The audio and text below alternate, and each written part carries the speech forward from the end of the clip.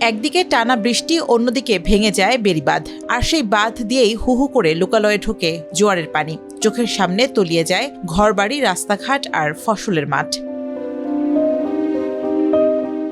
৯ জুলাই গভীর রাত থেকে ১০ জুলাই ভোরের মধ্যে পেকুয়ার পূর্ব মেহেরনামা এলাকায় বাঁধের দুটি অংশ ধসে পড়ার পর থেকেই এমন ভয়াবহ পরিস্থিতি তৈরি হয় চকরিয়া ও পেকুয়ার বিস্তীর্ণ এলাকায়।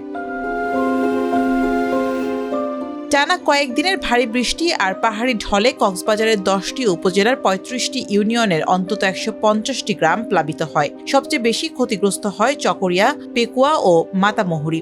বন্যার পানি ছড়িয়ে পড়ে জেলা সদর, রামু, উখিয়া, টেকনাফ, মহেশখালী, কুতুবদিয়া ও ঈদগাঁওয়ের বিভিন্ন এলাকাতেও।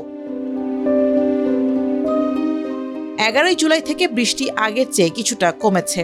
কোথাও কোথাও পানিও নামতে শুরু করেছে, কিন্তু তাতে স্বস্তি ফেরেনি।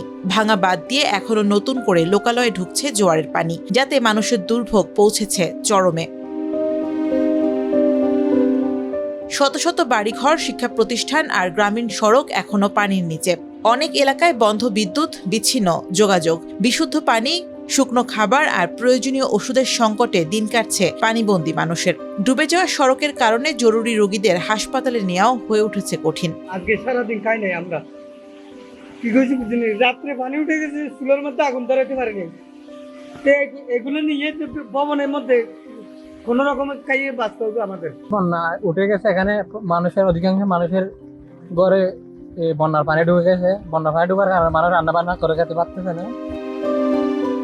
শুধু চকরিয়া ও মাতামুহুরীতেই ১ লাখের বেশি মানুষ এখনো পানিবন্দী। তাদের মধ্যে প্রায় ৬০০ জন আশ্রয় নিয়েছেন ৯৬টি আশ্রয় কেন্দ্রে। তবে অনেকেই ঘরবাড়ি ফেলে যেতে পারেননি। কোমর সমান পানির মধ্যে অনিশ্চয়তা আর দুর্ভোগ নিয়ে দিন কাটছে তাদের।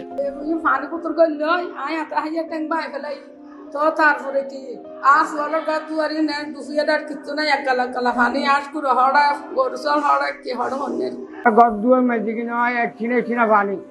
এখন আর বাচ্চা লালিনে বাড়ি আর এখন ওইছে চিলেছে কিনা আশ্রয় কেন্দ্রের মানে আর আশ্রয় লই। টানা ৭ দিনের ভারী বর্ষণে সৃষ্ট বন্যা ও পাহাড় ধসে কক্সবাজারে গত ৫ থেকে ১০ জুলাই পর্যন্ত অন্তত ২৬ জনের মৃত্যু হয়েছে।